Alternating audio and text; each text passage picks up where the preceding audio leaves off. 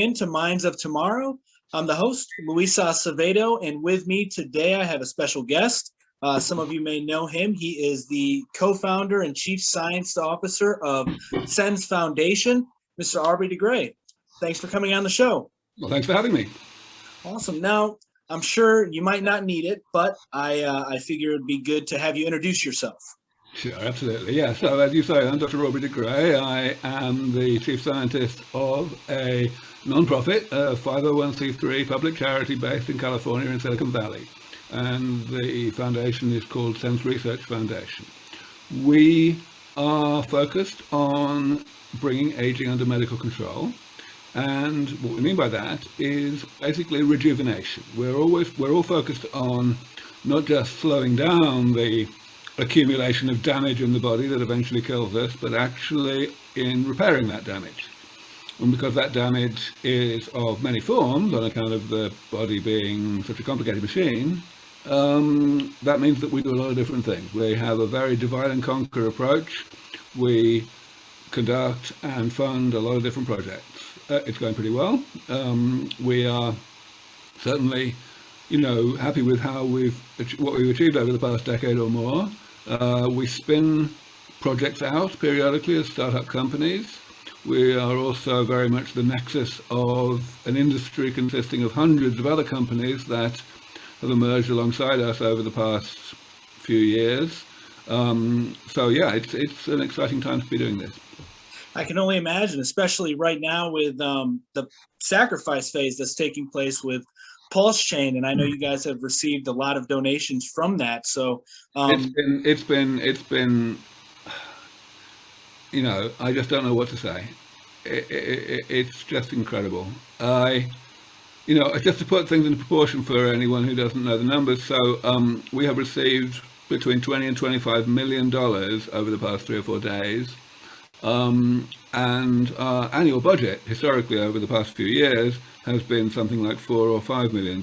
So this is completely transformative. It is going to allow us to move considerably faster in, making sure that there are no bottlenecks in the process of actually getting to a post-aging world. I am, it's just amazing.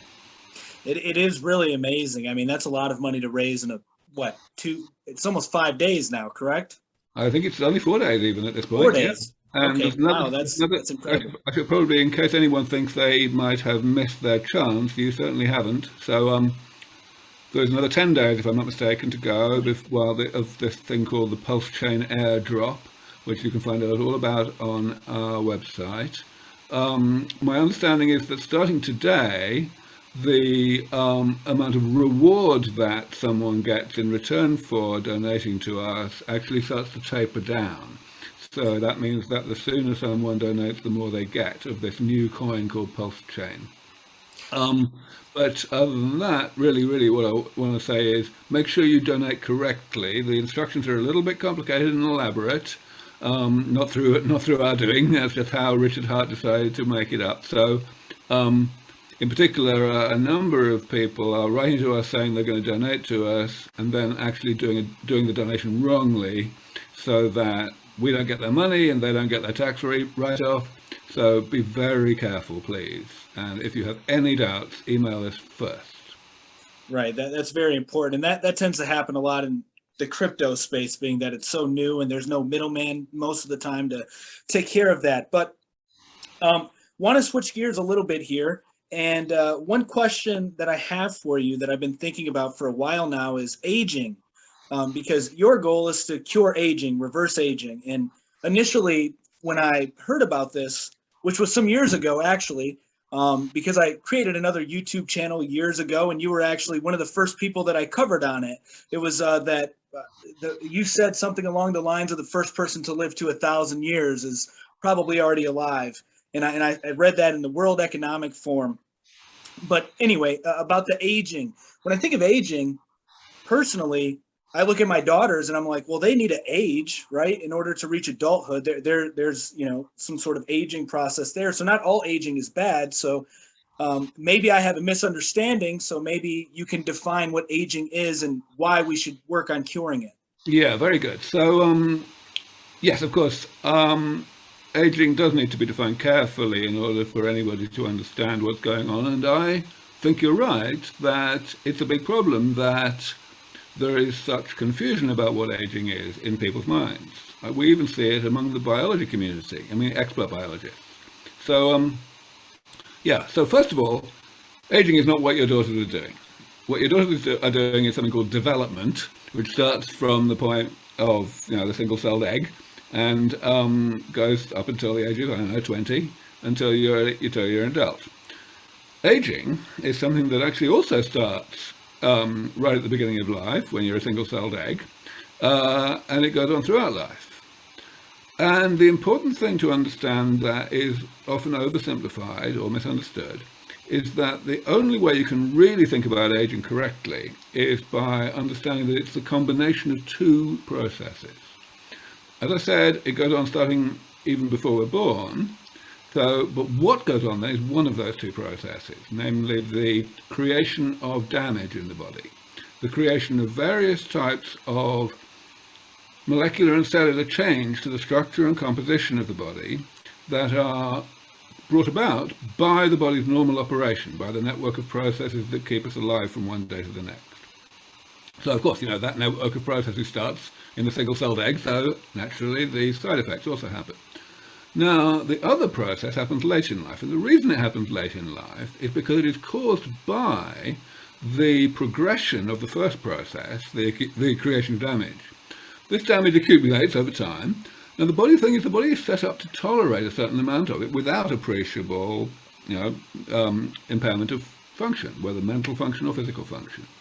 And it's only after that threshold is exceeded that we have the second process kicking off, which is the creation and emergence and progression of the pathologies of late life, the health problems of late life, which eventually kill us, of course.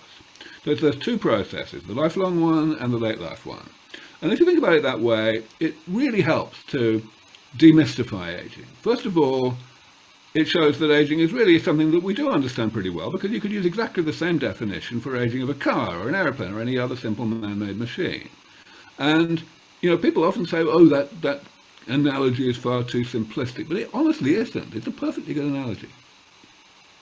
Right on. So that actually makes a lot of sense. So basically, your definition, the way you describe aging, is the accumulation of damage over the lifespan that then leads to issues down the road. Correct? Yes. Awesome. Now, what was it that got you into this line of work exactly? Because you went from being an AI software developer, or an engineer rather, and then you transitioned gears. Yeah, it all happened because I discovered, to my utter horror, that pretty much all biologists were wrong-headed about aging. They didn't think it was their problem. They thought, it's just decay. They're not going to find out any fundamental truths about the universe by studying decay. And I didn't really appreciate it at all until that point, which is when I was around 30, that, the biologists actually just cared about understanding nature rather than manipulating nature. There were, of course, a few people who did understand that manipulating nature is quite useful, but they weren't going about it very well. Perhaps they weren't thinking like engineers. So I thought, well, maybe I can make a difference here, and here I am. It makes a lot of sense. So that's a smooth transition then. So that has contributed to you solving these issues, coming up with solutions to the issues of aging.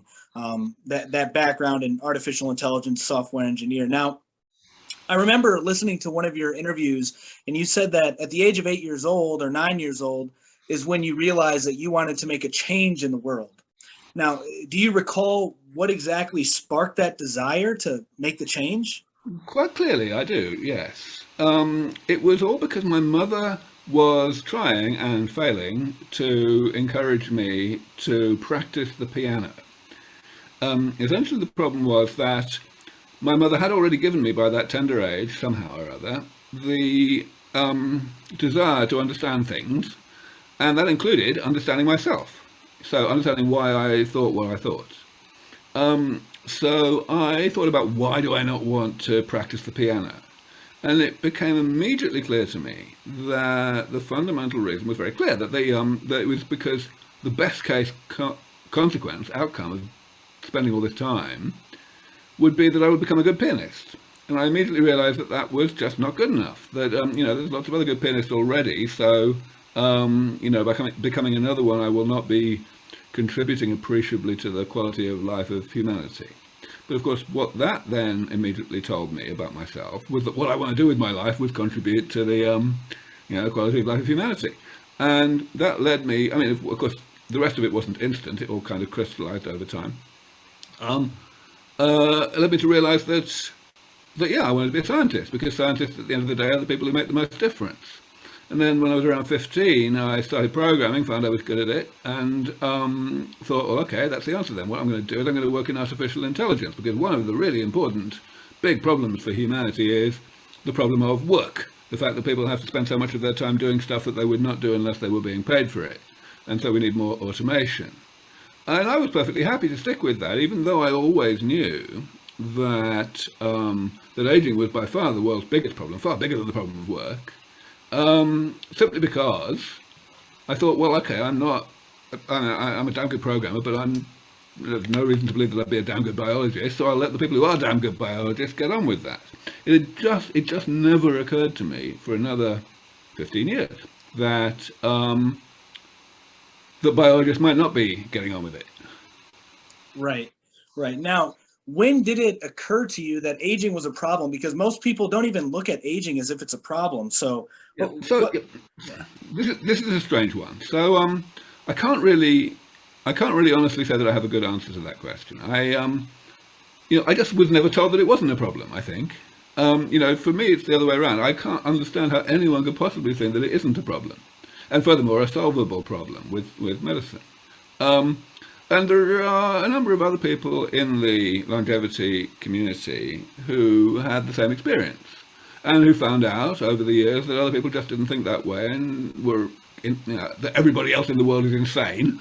And but actually, even within the longevity community, I would say the majority of people who are now very much, committed crusaders, started out indeed being brainwashed into the understanding that aging was either in some sense a blessing in disguise, or at least was natural and universal and inevitable and woven into the fabric of the universe and totally off limits to medicine. And they had some kind of epiphany. So I never had that epiphany. The only epiphany I had was the other one of discovering that other people didn't think that way. Fair enough. So what do you think has shaped your view in that way, your worldview that aging is always wrong? Was there like some philosopher, scientist, a book, movie, something that just always clicked with you? Or no, of course not. All you need to do to think that aging is a bad thing is to think that being sick in general is a bad thing, and that's not terribly controversial. Fair enough. Good point. Now, you seem to have a creative way at approaching this issue here with aging. From my understanding, the attempts to solve aging, or cure aging rather, were to slow down the aging process, where you took a different approach entirely. Do you think that with you growing up in the household of an artist, that played any role in that? No, it was the being an engineer thing.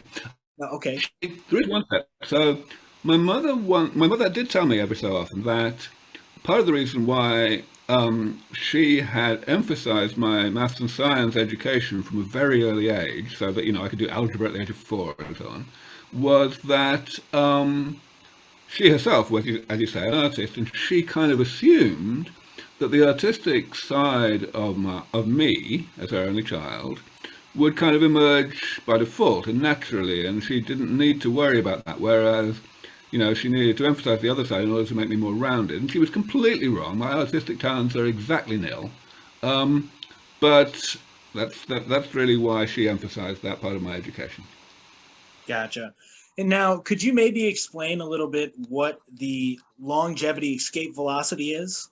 Sure, yes. So this arises from the fact that we are looking at developing medicines that will rejuvenate people, that will actually eliminate damage that's already been laid down in the body, rather than simply slowing down the rate at which subsequent damage is created. What that means is that if we develop a bunch of, let's call them first generation rejuvenation therapies, that are fairly good, but absolutely nowhere near 100% perfect at removing this damage, then we will actually buy ourselves time. We can take someone who's at the age of, let's say, 60, and we can take them back to having the amount of damage in their body that a typical 40-year-old would have, or maybe 30. And, then they're going to carry on aging, because, even though we're going to be applying the therapies as often as we like, nevertheless, the definition of the therapies not being perfect is that there's some types of damage that the therapies are not eliminating, right? So those types of damage are going to accumulate anyway, and eventually, just on their own, without the, if you like, the easy damage, the difficult damage is going to be as much as the whole lot was when the person was 60. But that's the thing, is that's not going to happen until the person's, let's say, 90, right? So they're kind of biologically 60 for the second time, in a more challenging way, because all the damage in their body is going to be difficult rather than only half of it or whatever, right? But 30 years is one hell of a long time for people like me to improve the therapies, to figure out ways to get rid of, perhaps still not all, but some of the difficult damage, as well as the easy damage. So when the person is 90 and they're biologically 60 for the second time, we will be able to re-rejuvenate them, so that they won't be 60 for the third time until they're, let's say, 150, and so on. So basically what I did was I defined this term longevity escape velocity nearly 20 years ago now. And I said, well, okay, this is the term we're going to use to define the minimum rate at which scientists, medical researchers need to improve the comprehensiveness of the damage repair portfolio, so as to stay one step ahead of the problem, so that someone who's always getting the state-of-the-art therapies will never have enough damage to make them sick. And the great news about this is the further you go out, the closer you get to perfection in your damage repair, the longer it's going to take for the damage you still can't repair, the ultra-difficult damage, to get to be abundant enough to be a problem. So actually, this thing, longevity escape velocity, slows down as time goes on. It's not like the singularity where you need, like, accelerating change. So that's why I say that when we get there for the first time, when we reach longevity escape velocity, somebody else gave a name to that. They call it the Methuselarity. When we get there, it's game over.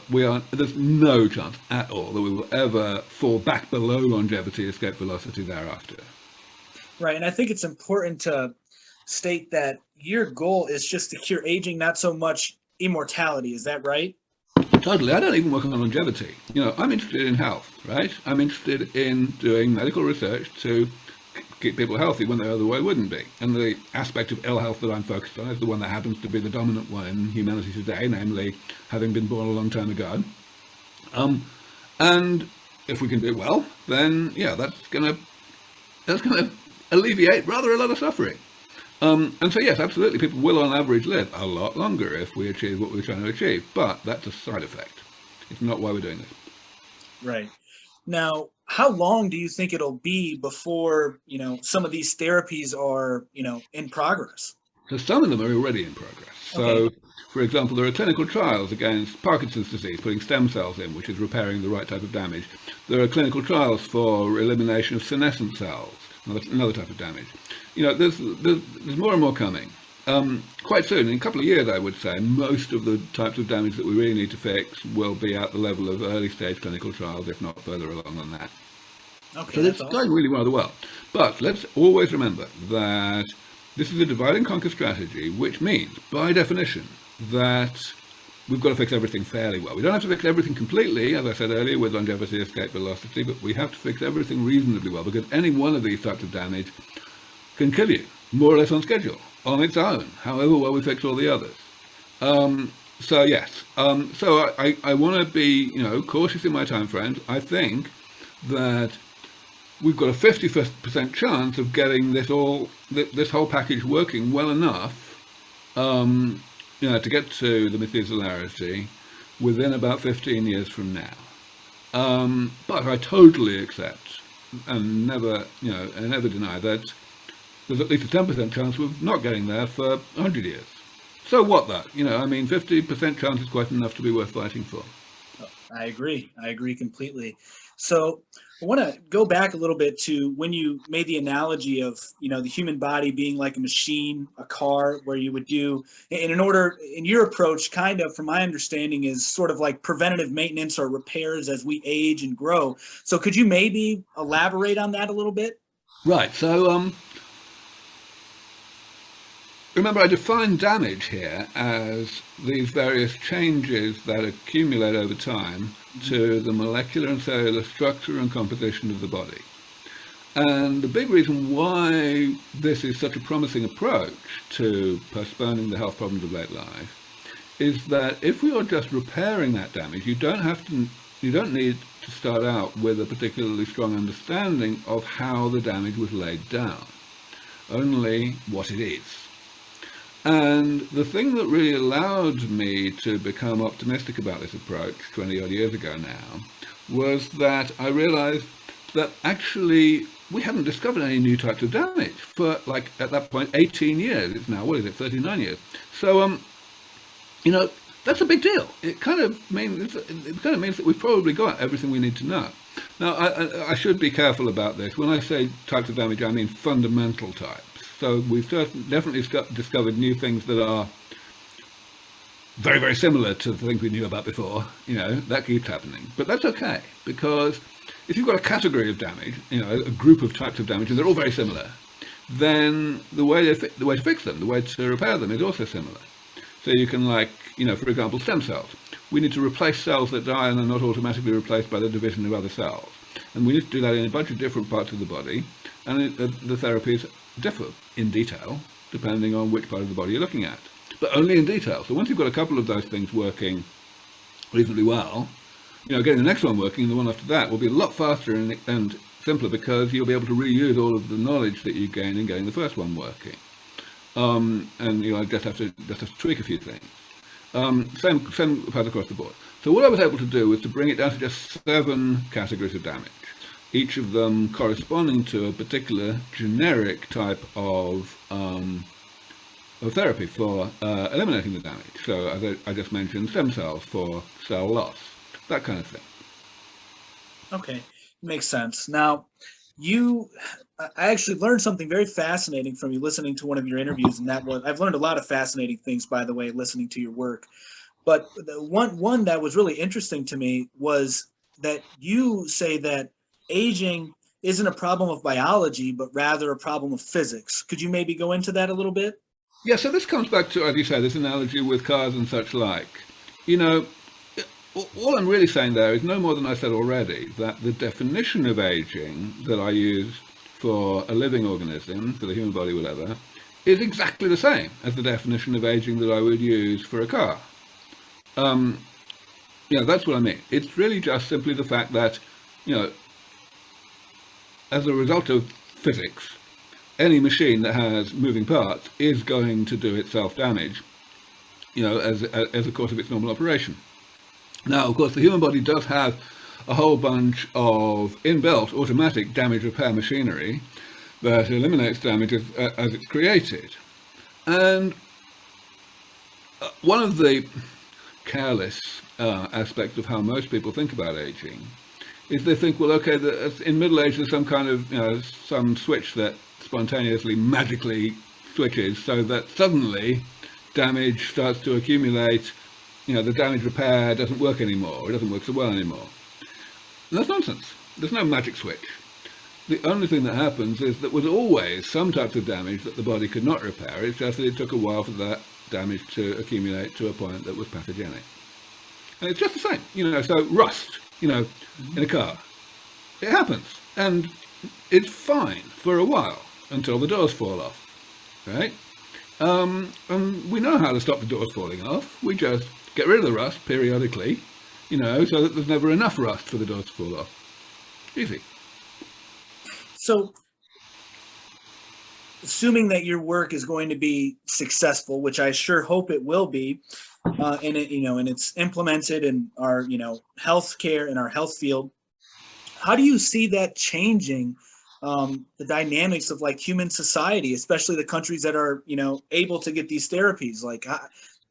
Well, first of all, let's get away from this business of countries, because this is going to be universally available.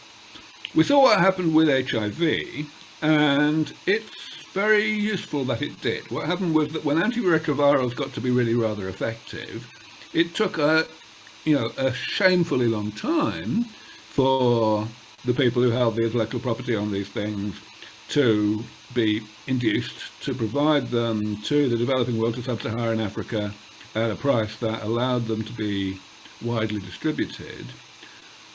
But it has happened now. And now that it's happened once, happening again for medicines that are even more important is going to be much easier and faster because we've got the precedent.